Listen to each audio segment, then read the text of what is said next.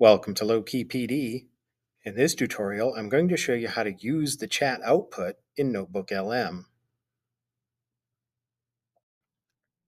So one of the things you may have noticed with the chat bot is right above this chat box is a button to add a note, audio overview, or mind map.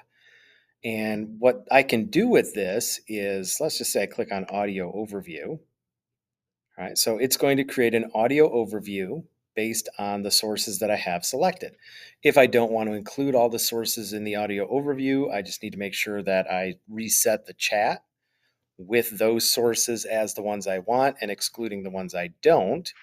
And you'll also notice that the audio overview can also be created in the studio right here, along with a video overview, mind map, different reports, flashcards. That's going to be great for teachers and students, as well as quizzes on the materials.